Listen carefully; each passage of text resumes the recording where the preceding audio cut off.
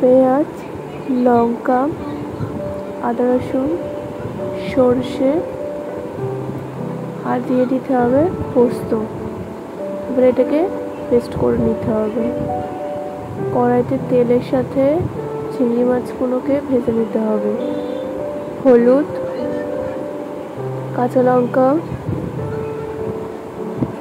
তারপর পেস্ট করাটাকে এবার ওর মধ্যে দিয়ে দিতে হবে। তারপরে ওটাকে ভালোভাবে নেড়ে চেড়ে দিয়ে দিতে হবে। তারপর স্বাদ মতো নুন,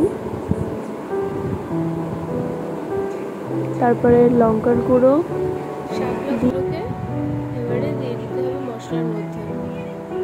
তারপরে এবারে মশলার সাথে ভালোভাবে নেড়ে চেড়ে দিতে হবে। ভালোভাবে নেড়ে চেড়ে দিলে ওর থেকে জল বেরাবে, আর জল দিতে লাগবে না। ওটাকেই ভালোভাবে কষিয়ে দেবেন।